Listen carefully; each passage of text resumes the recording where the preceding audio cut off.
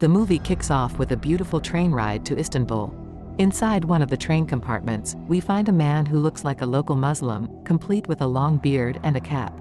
He seems deep in a book, but his attention is fixed on a family of three: a dad, a mom, and their young daughter. This Muslim-looking man is actually Robert McCall, in disguise. He's carefully watching the dad. When the dad gets up to go to the dining car, McCall follows him and strikes up a conversation. When asked why he's in Turkey, McCall tells the dad that he's looking for a Turkish man who married an American woman, had a daughter with her, and mistreated them before taking the daughter back to Turkey. It's clear that McCall is talking about the dad. The dad discreetly leaves the dining car and signals his buddies to deal with Robert. Unbeknownst to them, they confront a skilled vigilante. Robert effortlessly incapacitates the attackers, rendering them helpless. After subduing them, he calmly confronts the Turkish man, giving him a choice: the usual pain or something worse. The scene shifts from the intense train to the busy streets of the city. Now, we see Robert working as a Lyft driver in a sleek black car. He stops to pick up Sam, an older man who needs help finding his long-lost sister. As a driver, Robert talks to his passengers, observing some while chatting with others. His life seems ordinary, but it's far from it. Meanwhile, Grace, the mother of the young girl Robert saved on the train, goes to her lawyer's office. There, she's overjoyed to see her daughter safe and unharmed. The mother and daughter embrace, relieved and teary-eyed. Robert's intervention made all of this possible, and they're incredibly grateful.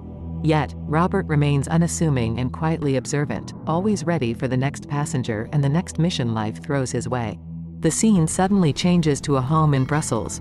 A man named Calbert enters, taking off his coat, expecting a typical evening at home.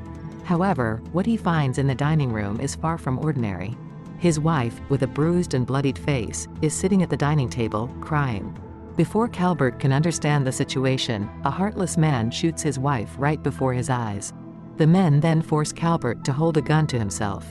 A moment later, a gunshot echoes through the room. The narrative quickly shifts back to Robert, who remains unfazed, continuing his job as a Lyft driver.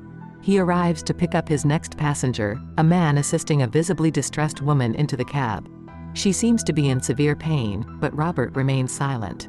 Later, Robert reaches the man's apartment and informs him that he took the woman to the hospital, where they found multiple injuries. He advises the man to do the right thing and take care of her. However, the man tries to attack him with precision, and Robert uses the man's card to defend himself, breaking both his and his buddy's bones in a quick and brutal showdown that lasts no more than 30 seconds. It becomes clear that Robert is no ordinary man. His combat skills and ruthless efficiency show that he's extraordinarily dangerous, skills he acquired in his previous life. When Robert returns home, he's pleasantly surprised to find his old friend Susan waiting for him. They reconnect over dinner, during which Susan reveals that she's working on a high-profile murder case in Brussels involving a couple. Her partner on the case is a man named Dave. During their conversation, Susan gently reminds Robert that it's his late wife's birthday, a fact he had forgotten. Concerned for his well-being, she suggests he make an effort to socialize more and perhaps find a new companion. The following day, Robert discovers that Fatima's garden wall has been vandalized. As he begins cleaning up the mess, a young man named Miles Whittaker approaches, suggesting that it's the landlord's responsibility, not Robert's. After some negotiation, Miles agreed to repaint the vandalized wall for $350. Meanwhile, Susan engages in an online chat with Dave. They discuss the Brussels murder case and the puzzling fact that the victims were actually their fellow agents. In an attempt to distract himself, Robert spends some time with Sam, one of his Lyft passengers. Sam confides in Robert about being separated from his sister during the World Wars when he was just 9 years old. A cherished photograph confirms her identity. It's the same face immortalized in a portrait. Meanwhile, Susan and Dave arrive in Brussels to investigate the scene. Since there's no clear evidence pointing to a homicide, the case has been officially classified as the husband losing his mind and taking both their lives. Susan is visibly disturbed by the blood splattered on family photos. After a thorough examination of the crime scene, they depart. In the hotel elevator, Susan bids Dave goodbye, reminding him to pick up some chocolate before leaving the country. As Susan enters her hotel room, she is ambushed by two men. Despite her valiant attempts to fend them off and managing to injure one, they overpower her and pin her down in the bedroom. Back home, Robert is spending time with Miles, sharing life advice. His peaceful moment is interrupted by a phone call from Brian, Susan's husband. His smile fades instantly, replaced by anger. Without a word, he abruptly ends his conversation with Miles and leaves. He immediately travels to Washington, D.C. to attend Susan's funeral. Offering his condolences to Brian, he promises to bring the perpetrators to justice. Brian informs Robert that Susan never carried jewelry, implying her attack was not a random act of violence. Intrigued by this information, Robert decides to investigate Susan's murder himself. Using his skills, he decrypts Susan's phone to identify who she was communicating with before her death. He also hacks into the hotel's security system, gaining access to the surveillance footage. He studies the crime scene photos and replays the elevator footage repeatedly, sensing that something is amiss, which sparks his intuition to unravel the mystery surrounding Susan's death. In another part of town, the two assailants who killed Susan are indulging in some leisure time. Their celebration is abruptly cut short as a cell phone rings. Upon answering the call, a bomb detonates, devastating their apartment. The mastermind behind this attack turns out to be one of the three men responsible for the cold-blooded murder in Belgium.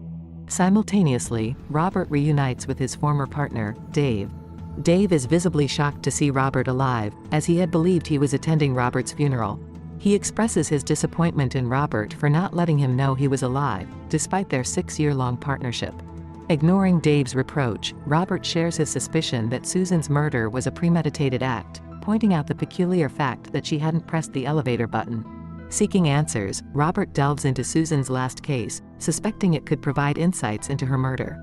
He mentally reconstructs the crime scene, visualizing himself at the site. His sharp analytical mind begins piecing together potential scenarios, attempting to unravel the sequence of events that led to Susan's demise. He contacts Dave and discusses the facts of Susan's murder and the Belgian couple's murder. Robert identifies a common thread in both crimes. They were perpetrated by a left-handed individual. This connection leads him to believe that the same person is responsible for both acts, hinting at a larger and more complex picture to consider. As he ends the call, we see his apartment littered with evidence of his tireless pursuit of the truth, with papers and technology dedicated to investigating Susan's murder strewn all around. Looking outside, Robert notices the wall is only half done, and Miles is nowhere to be found. He grabs his gun and leaves, entering Hood's territory. Immediately, he knocks out a guard and takes his pistol. Upstairs, he quickly takes out 2 men. We then see Miles hanging out with a gang, who give him a gun and tell him not to return until the clip is empty. Robert steps in, displaying a true gangster's demeanor with dual-wielded guns. He challenges Miles, suggesting that if he's eager to be a gangster, they can jumpstart his career. As he puts a gun to his head, Miles hesitates. Robert takes the gun back and delivers a stern lecture, emphasizing that his boys are just boys, nothing more. He urges Miles to make his choice and leaves. Robert arrives home, and shortly afterward, Miles joins him after completing the wall painting. They chat, and Miles offers to repaint Robert's wall with one condition. He must read a book Robert gives him. Robert then resumes his job as a Lyft driver, picking up a passenger heading to the airport to visit his daughter overseas. The trip takes a dark turn as the passenger attempts to attack Robert with a knife, but Robert defends himself, disarms the passenger, and eliminates him to remove any evidence. He retrieves the passenger's phone and sets his car on fire with the remains inside. The following morning, Robert goes to Dave's house. Inside, he's introduced to Dave's wife and their 2 young girls. As the family heads off to start their day, Robert seizes the opportunity to share the unsettling events from his previous day with Dave. He sets the assassin's mobile phone he had obtained on the table and dials a specific number.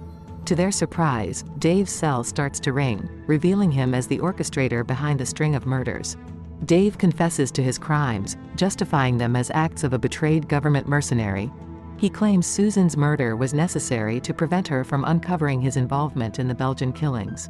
Dave introduces Robert to Resnik, Ari, and Kovac, the men responsible for the murders under his orders. Ironically, these are the very individuals Robert once trained in the CIA.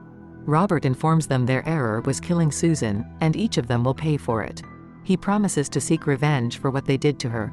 Robert tells Dave's wife that she can take him to the station, adopting a playful gun hand gesture as he holds Dave's daughter, leaving Dave to stew in his anger.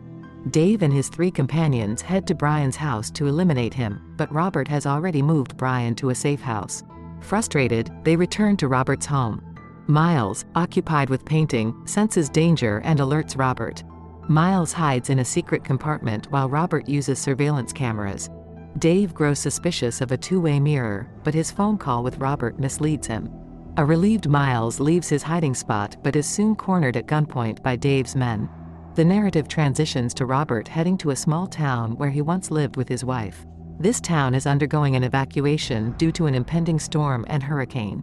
Despite the danger, Dave and his associates arrive and gain forceful entry into the town, eliminating an officer in the process. They infiltrate Robert's former home, scrutinizing every inch of the property for any sign of him but finding none. Dave and his companions search the area unsuccessfully. Dave takes a high vantage point on a tower to oversee their efforts. Unbeknownst to them, Robert's experience and cunning surpasses their skills. He has laid traps they stumble into. Kovac enters a shop, thinking he's found Robert, but is killed by a harpoon. Ari attempts to follow and encounters Robert, who swiftly kills him with lethal slashes. Finally, Resnik, who chases Robert into another store, is eliminated by an explosive trap from his vantage point atop the tower. Dave, peering through a sniper rifle, manages to connect with Robert over a call. He reveals that he has Miles captive, locked in a car trunk, and threatens to execute him if Robert refuses to surrender. Despite Dave's warning shots, Robert remains elusive. Just as Dave targets the car holding Miles, Robert counters by shooting the car's tire, causing Dave's shot to miss. In a frantic search for Robert, Dave is caught off guard to find him already atop the tower, initiating a face-off. Dave lunges to stab Robert, but Robert's speed outmatches him, causing him to miss. Amid the violent backdrop of the looming hurricane, Robert retaliates by gouging out Dave's eye, grabbing his knife to impale him, and finally slicing him from behind, killing him. Robert concludes by hurling Dave off the tower, where he meets his end against the jagged rocks below, subsequently swept away by the violent ocean waves. Robert swiftly moves to locate Miles, finding the young man trembling in agony from a gunshot wound to his leg. Robert transports the wounded Miles to his old home for first aid. Amidst tending to Miles, Robert finds himself gazing at a framed picture of his deceased wife, Vivian. As the film nears its conclusion, we observe Miles on a bus en route to art school. Fatima, Robert's neighbor, discovers the mural on the wall that uncannily mirrors a scene from her homeland. An inscription on the opposing wall reads, "I leave you with the best of myself." The narrative unfolds to reveal Sam being reunited with his sister, Magda. Robert had intervened, leveraging some strings to bring them back together. In a final scene, we see Robert in his old house, standing contemplatively as he gazes out towards the serene sea, marking the end of the tumultuous journey.